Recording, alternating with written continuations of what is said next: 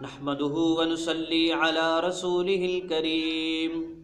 अम्मा बादु फ़अऊज़ु बिल्लाहि मिनश शैतानिर रजीम। बिस्मिल्लाहिर रहमानिर रहीम। या अय्युहल्लज़ीना आमनुत्तकुल्लाहा व कूनू मअस सादिकीन। आमन्तु बिल्लाहि सदक़ल्लाहु मौलानल अज़ीम।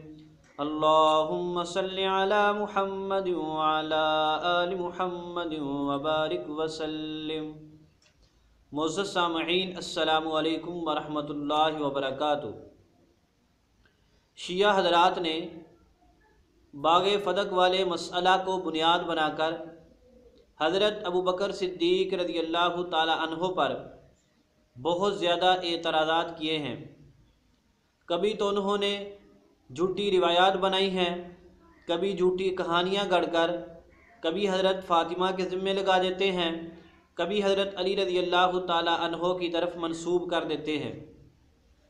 शिया ज़ाकिरों का काम क्या है कि इस बाग़े फ़दक वाले वाक़या को लेकर हज़रत अबू बकर सिद्दीक़ रज़ियल्लाहु ताला अन्हो के मुताल्लिक़ लोगों के दिलों में मुख्तलिफ़ वसाविस पैदा करते रहते हैं। ये आज की बात नहीं है, बल्कि बरसों से ये सिलसिला चला आ रहा है। इसी तरह शिया हज़रात ने हज़रत अबू बकर सिद्दीक़ रज़ियल्लाहु ताला अन्हो पर यह एतराज़ भी किया है कि नऊज़ु बिल्लाह आपने कुरान पाक की आयात की मुखालफत की, और हज़रत अली रज़ियल्लाहु ताला अन्हो ने आपके सामने कुरान पाक की आयात पढ़ी। हज़रत अबू बकर रज़ियल्लाहु ताला अन्हो ने कुरान पाक की आयात को नहीं माना, हालांकि ये इन हज़रात का सैयदना सिद्दीक़ अकबर रज़ियल्लाहु ताला अन्हो पर सरी झूठ है। हम पहले इंशाअल्लाह आपके सामने वो रिवायत पेश करते हैं, उसके बाद हम उसका जवाब देंगे। उससे पहले हम अपने अहले सुन्नत भाइयों से कहते हैं कि हम ये जितने भी बयानात आपके सामने ला रहे हैं, आपकी ज़िम्मेदारी है इन बयानात को याद करें और बहस के अंदर इस्तेमाल करें। ख़ास तौर पर वो हज़रात कि जिनकी शिया के साथ गुफ्तगू होती रहती है, या वो किसी ऐसे ग्रुप में ऐड हैं जहाँ पर शिया के साथ बहस होती है। जो मैं रिवायत आपके सामने पेश कर रहा हूँ, ये भी शिया हज़रात ने अपने ग्रुप में पेश की थी, लोगों को हज़रत अबू बकर सिद्दीक़ रज़ियल्लाहु ताला अन्हो से मुतनफ़िर करने के लिए।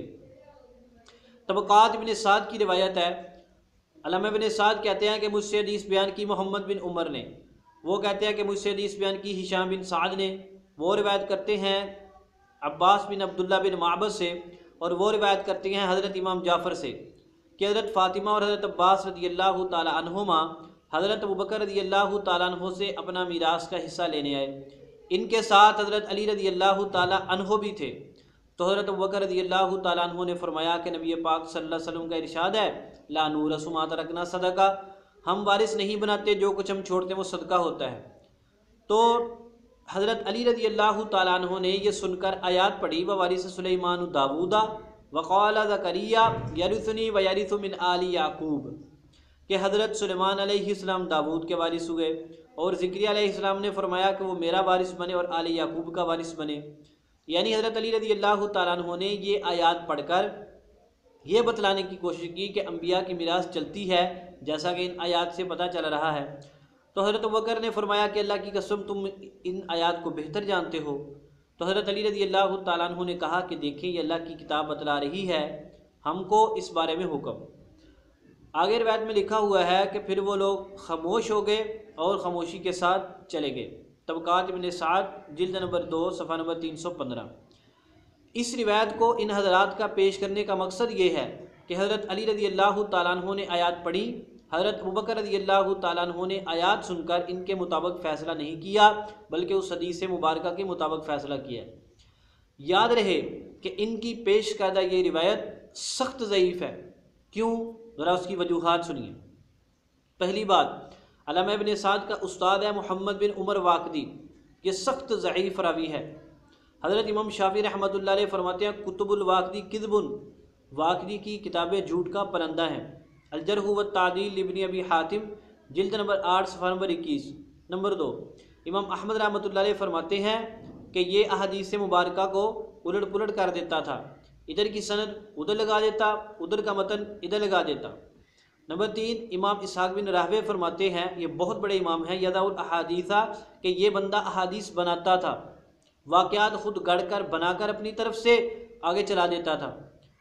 नंबर 4, हज़रत इमाम अबू हातिम फरमाते हैं मतरूकुन, इसको तर्क कर दिया गया है, ये इस लायक नहीं है कि इस रिवायत ली जाए। नंबर 5, इमाम अबू ज़ुरा फरमाते हैं ये रावी ज़ईफ़ है।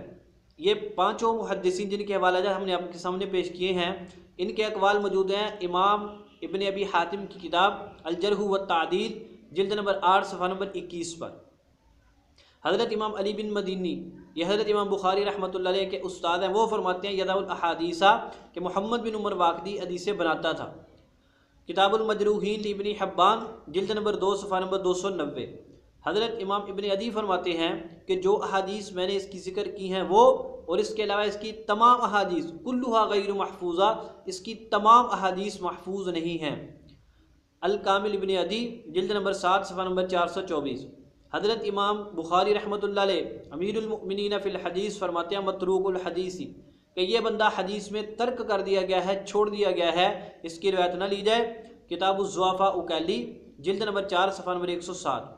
हज़रत इमाम यहया बिन मईन रहमतुल्लाह अलैह फरमाते हैं लैसा बिसिका, ये सिका रावी नहीं है। किताबुज़्ज़ुआफ़ा उकैली, जिल्द नंबर 6 सफ़ा नंबर 107। हज़रत इमाम इब्न मुबारक, इमाम इब्न नुमैर, इमाम इस्माइल बिन ज़करिया वगैरह ने इसको छोड़ दिया था। किताबुज़्ज़ुआफ़ा उकैली, जिल्द नंबर 4 सफ़ा नंबर 107। ये 12 मुहद्दिसीन के तकरीबन हवाला जात हमने आपके सामने पेश किए हैं। इनके अलावा भी मुहद्दिसीन की एक बहुत बड़ी कितार है, बड़ी लंबी लिस्ट है, जिन्होंने इस रावी को ज़ईफ़, कज़्ज़ाब, मतरूक, लैसा बिसिका, अहादीस बनाने वाला करार दिया है। तो खुलासा क्या कि इस रिवायत में मोहम्मद बिन उमर रावी सख्त ज़ईफ़ है, लिहाजा ये रिवायत दुरुस्त नहीं है। जब ये रिवायत ही दुरुस्त नहीं है तो ऊपर जो लंबी कहानी बनाई है हज़रत अबू बकर सिद्दीक़ रज़ियल्लाहु ताला अन्हु को बदनाम करने के लिए, वो सारी भी फजूल व बातिल ठहरती है।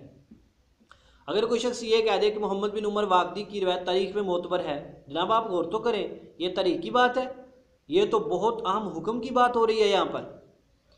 और अगर उसकी तारीख़ी रिवायत हो, उसकी तारीख़ी रिवायत भी तब ली जाती है जब उसकी वो रिवायत किसी सही हदीस के मुखालिफ ना हो, कुरान पाक की आयत के मुखालिफ ना हो। यहाँ पर उसकी ये जो उसने रिवायत बयान की है, ये दूसरी अहादीस मुबारका के सरी मुखालिफ है, जैसे इंशाअल्लाह बाद में हम हदीस मुबारका पेश करेंगे। याद रहे, रिवायत चाहे हदीस की किताब में आए चाहे तारीख़ की किताब में आए, जिस रिवायत का ताल्लुक़ नबी पाक सल्लल्लाहु अलैहि वसल्लम की ज़ात के साथ होगा, उसकी सनद को देखा जाएगा। क्यों कि आप सल्लल्लाहु अलैहि वसल्लम का इरशाद हदीस, आपका अमल हदीस, आपकी तकरीर हदीस। इसी तरह सहाबी का कौल, फेल और तकरीर वो भी हदीस होती है, हदीस मौकूफ़। तो चाहे वो तारीख़ की किताब में आए चाहे वो हदीस की किताब में आए, उसकी सनद को देखा जाएगा। हाँ, अलबत्ता अगर ऐसा बंदा कोई ऐसी तारीख़ी रिवायत बयान करे जो दूसरी किसी सही रिवायत के मुखालिफ ना हो, तो फिर उसकी रिवायत को बयान कर दिया जाए। नंबर 2, इसमें रावी है हिशाम बिन साद। इसकी चंद हजरात ने तौसीक़ की है, अक्सर हजरात ने इस पर जरा की है, और मुहद्दिसीन ने यह भी लिखा फ़ीही तशय्युअन, इसमें शीयत के जरासीम थे। और आपको ये भी पता है कि जिस रावी में शीयत हो उसकी वो रिवायत कबूल नहीं की जाती कि जो उसके मज़हब के मुताबिक हो। अब ये रिवायत चूँकि राफ़ियों के मज़हब के मुताबिक है, इसलिए इस रिवायत को नहीं लिया जाएगा, वरना वैसे भी ये रावी ज़ईफ़ है। तीसरी बात, इसमें रावी हज़रत इमाम जाफ़र रहिमहुल्लाह, उनकी मुलाकात ना तो हज़रत फ़ातिमा से हुई, ना तो हज़रत अली से हुई, और ना ही हज़रत अब्बास रज़ियल्लाहु ताला अन्हुम से। तो पता चला कि उनको ये रिवायत किसी और ने बयान की है। वो बयान करने वाला बंदा कौन है, उसके बारे में कोई अता पता नहीं है।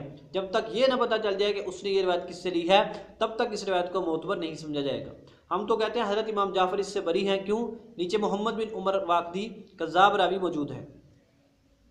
इसके अलावा मोहम्मद बिन उमर, हिशाम, हज़रत इमाम जाफ़र और इन हज़रात का इनक़िता। इसके अलावा इस रिवायत के ज़ईफ़ और बातिल होने की सबसे बड़ी वजह यह है कि हज़रत अली रज़ियल्लाहु ताला अन्हु के सामने हज़रत उमर रज़ियल्लाहु ताला अन्हु ने एक मरतबा फरमाया था, ए अली, मैं तुमसे अल्लाह की कसम दे के पूछता हूँ कि अल्लाह के नबी सल्लल्लाहु अलैहि वसल्लम ने ये नहीं फरमाया हम गिरोह अंबिया वारिस नहीं बनाते, हम जो कुछ छोड़ते हैं सदका होता है। हज़रत अली रज़ियल्लाहु ताला फरमाया कि जी हाँ, यानी कि अल्लाह के नबी सल्लल्लाहु अलैहि वसल्लम ने यह बात इरशाद फरमाई है। जब हज़रत अली रज़ियल्लाहु ताला अन्हु ख़ुद भी इस हदीस के रावी हैं, ख़ुद भी तस्दीक करते हैं कि यह नबी पाक सल्लल्लाहु अलैहि वसल्लम का इरशाद है, तो हज़रत अली रज़ी अल्लाह तआला अन्हो इस हदीस मुबारक के मुखालिफ आयात मुबारक कैसे पेश कर सकते थे? ये हज़रत अली ने पेश नहीं की, ये इन लोगों ने ख़ुद बना के उनकी तरफ मंसूब की हैं। आप शिया ज़ाकिरों की तकरीरें सुने, हज़रत अबू बकर और फ़ातिमा की छोटी सी गुफ्तगू को वो इतना लंबा वाक़या बनाकर बयान करते हैं। कहते हैं हज़रत फ़ातिमा ने 3 आयात पढ़ी, 10 आयात पढ़ी, 20 आयात पढ़ी। वो जितनी भी आयात बयान करते हैं ये ख़ुद अपने ज़हन से बयान करते हैं, ये साबित करने के लिए कि हज़रत अबू बकर रज़ी अल्लाह तआला अन्हु ने इन आयात की मुखालफत की है। हज़रत फ़ातिमा ने वो आयात बिल्कुल नहीं पढ़ी। इसी तरह हज़रत अली रज़ी अल्लाह तआला अन्हु ने भी ये आयत मुबारक नहीं पढ़ी, उनकी तरफ इन्होंने ये बात मंसूब की है। सही बुखारी हदीस नंबर 3090 पर मौजूद है। हज़रत अली ने ख़ुद तस्दीक की हज़रत उमर के सामने, हाँ नबी पाक सल्लल्लाहु अलैहि वसल्लम ने ये इरशाद फरमाया है। तो हज़रत अली रज़ी अल्लाह तआला अन्हु किस तरह ये आयत पढ़ सकते थे? अच्छा, अगर उन्होंने आयत पेश की है तो हज़रत उमर के सामने क्यों नहीं पेश की? जब हज़रत अली और अब्बास दोनों हज़रत उमर रज़ी अल्लाह तआला अन्हु के पास गए थे अपना झगड़ा लेकर, उस वक्त तो आपने पेश नहीं की, एक बात। दूसरी बात, हज़रत उस्मान रज़ी अल्लाह तआला अन्हु के बाद जब हज़रत अली रज़ी अल्लाह तआला अन्हु खलीफा बने तो क्या हज़रत अली रज़ी अल्लाह तआला अन्हु ने हज़रत फ़ातिमा की आल औलाद को बुलाया, हज़रत इमाम हसन को, हुसैन को, ज़ैनब को वगैरह को, कि आओ भाई, पहले खुलफा ने नऊज़ बिल्लाह तुम्हारी वालदा का हक़ मारा हुआ था, आज मैं वो हक़ बाग़े फदक और दूसरी जागीर तुम्हारे सुपुर्द करता हूँ। हज़रत अली रज़ी अल्लाह तआला ने ऐसा कोई फ़ैसला नहीं किया। अगर हज़रत अबू बकर रज़ी अल्लाह तआला का फ़ैसला कुरान के मुखालिफ था, जब हज़रत अली रज़ी अल्लाह तआला खलीफा बने तो आपने उस फैसले को बहाल क्यों रखा? जब फैसले ही कुरान के मुखालिफ है तो उसको ख़त्म करना चाहिए था, उसको बहाल क्यों रखा? हज़रत अली रज़ी अल्लाह तआला का बहाल रखना, हज़रत हसन हुसैन, हज़रत ज़ैनब उम्मे कुलसूम को बुलाकर वो जागीर उनके सुपुर्द न करना, इस बात की दलील है कि हज़रत अली रज़ी अल्लाह तआला अन्हु हज़रत अबू बकर के फ़ैसले को सही तस्लीम करते थे, इसको कुरान पाक के मुखालिफ नहीं समझते थे। और ये जो सारी कहानियाँ हैं ना, ये सहाबा को आपस में लड़वाने की, ये राफ़ियों की है। आले सुन्नत इनसे बच के रहें। कोई राफ़ी भी आपके सामने किसी तरह का सहाबा कराम पर एतराज़ करे, आप हमारे सामने लाएँ, इंशाअल्लाह हम तरतीब के साथ उनके जवाबात ज़रूर देंगे। अपने दिलों को सहाबा कराम के बारे में बिल्कुल साफ़ रखें। और शिया राज से भी हम कहते हैं, तअस्सुब और ज़िद छोड़ दो, क़यामत के दिन ये ज़ाकिर तुम्हारे काम नहीं आएंगे, जिनके चेहरे पे ना दाढ़ी ना पगड़ी, अजीबो गरीब किस्म की कहानियाँ सुनाकर तुम्हें गुमराह करते हैं, तुम्हारा ईमान भी खींचते हैं और तुम्हारा पैसा भी बटोरते हैं। कोई तुम्हें सीधी बात नहीं बताते। सहाबा कराम के आपस के सादा इख्तिलाफ को बढ़ाकर झूठी कहानियाँ सुनाकर तुम्हें हज़ूर पाक सल्लल्लाहु अलैहि वसल्लम के ससुर उनसे मुतनफ़िर करते हैं। कुछ खुदा का खौफ करो। तो खुलासा ये है कि ये जो उन्होंने रिवायत पेश की है ये बिल्कुल बातिल, फजूल और मरदूद है। हज़रत अली रज़ी अल्लाह तआला ने बिल्कुल आयात पेश नहीं की और ना ही हज़रत अबू बकर रज़ी अल्लाह तआला अन्हु ने कुरान पाक की आयात की कोई मुखालफत की है।